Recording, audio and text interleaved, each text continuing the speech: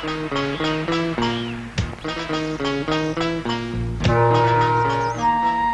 ഒന്ന് കാണണമായിരുന്നു. അകത്തുണ്ട്.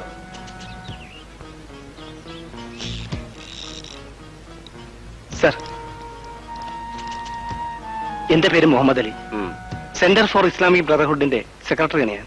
ഇസ്ലാമിക് ബ്രദർഹുഡോ? അതെ, മുസ്ലിം സഹോദരന്മാരുടെ ഉന്നമനത്തിനും പുരോഗതിക്കും വേണ്ടി പ്രവർത്തിക്കുന്ന ഒരു സംഘടന. അതിന് പോലീസ് സ്റ്റേഷനിലാണോ പിരിവിന് വന്നിരിക്കുന്നത്? അയ്യോ, പിരിവിനൊന്നുമല്ല സർ. പിന്നെ 2 ദിവസം മുൻപ് പത്രത്തിലൊരു കഥ വായിച്ചു. ഒരു മുസ്ലിം സഹോദരന്റെ കഥന കഥ. സ്വയം ദുഃഖം പേറി കടലിൽ ഉതിരി നടക്കാൻ വിധിക്കപ്പെട്ട ബഷീറിന്റെ കഥ. ഉതിറിയോ? അക്ഷരത്തെറ്റില്ലാതെ മലയാളം പറയാൻ പഠിക്കണോ ആദ്യം? അന്വേഷിച്ച് പറഞ്ഞു ആ പാവ ഇപ്പം ഇവിടെ ലോക്കപ്പിലുണ്ടെന്ന്. ഞങ്ങളുടെ സംഘടന അയാളുടെ ബാധ്യത ഏറ്റെടുക്കാൻ തയ്യാറാണ് സാർ. അയാളെ ഞാൻ ജാമ്യത്തെടുത്തോളാം സാർ. ഓഹോ, നിങ്ങളുടെ സംഘടനയ്ക്ക് ബഷീറിനോട് മാത്രം എന്താ ഇത്ര സഹോദര സ്നേഹം? വേറെയും പല മുസ്ലിം സഹോദരന്മാരും കിടപ്പുണ്ട് സബ് ജയിലിൽ, ജാമ്യത്തിലെടുക്കാൻ ആളില്ലാതെ. അവരെ ഒന്നും നിങ്ങളുടെ സംഘടനയ്ക്ക് വേണ്ടേ? അല്ല, അവരുടെ കാര്യത്തിലും സംഘടനയ്ക്ക് താല്പര്യമുണ്ട്. ആദ്യം ബഷീർ. സാധ്യമല്ല. വേറെ എന്തെങ്കിലും പറയാനുണ്ടോ? ഒന്ന് കാണാനെങ്കിലും. അതും സാധ്യമല്ല. ഏത് വകുപ്പിന്റെ അടിസ്ഥാനത്തിലാണ് സാറ് പറയുന്നേ? വകുപ്പോ? എനിക്ക് നീ എന്നെ വകുപ്പ് ഓടിക്കാൻ വന്നിരിക്കുന്നോ? സർ, സാറത്ര ചൂടാവൊന്നും വേണ്ട.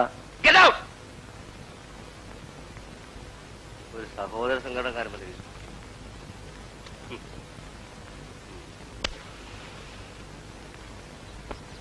സാറ് വെച്ചു ഇരിക്കട്ടെ. മുഹമ്മദ് അലി പൊയ്ക്കോ. SI അദ്ദേഹം ഇപ്പൊന്നും പോയില്ല. തന്നെ ഞാൻ പിന്നെ വിളിക്കാം.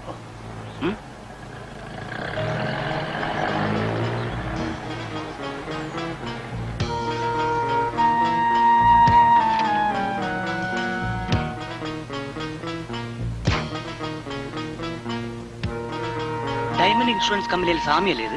എനിക്ക് ബഷീറിനെ ഒന്ന് കാണണം. ബഷീറോ? അതെ, കപ്പലിലുണ്ടായിരുന്നു ബഷീർ. ഞാൻ പോർട്ടിൽ ചെന്നപ്പോ അവര് പറഞ്ഞു ഇവിടെ ഉണ്ടാകുമെന്ന്. നിങ്ങളാരാ? ഞാൻ വെങ്കട്ടരാമൻ, ഡയമണ്ട് ഇൻഷുറൻസ് കമ്പനിയിൽ നിന്നാ. അകത്ത് SI ഉണ്ട്, ചെന്ന് ചോദിക്കും. May I come in sir? Yes.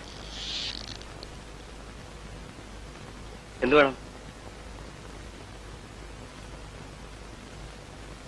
ഇരിക്കും. എനിക്ക് ബഷീറിനെ ഒന്ന് കാണണം. എന്തിനാ കാണുന്നേ? നിങ്ങളയാളെ അറിയോ? അറിയും. അതൊരല്പം പഴയ കഥയാ. പറയൂ. ഞാൻ ബഷീറിനെ ആദ്യമായി... ഹലോ, അതെ. എവിടെ? മാർക്കറ്റിലോ? വരാം, ഉടനെ വരാം. മാർക്കറ്റിൽ സമരക്കാരെ ബസ്സിന് തീ വെച്ചെന്ന്. ഞാൻ അങ്ങോട്ട് പോയിട്ട് വരാം. നമുക്ക് പിന്നെ കാണാം.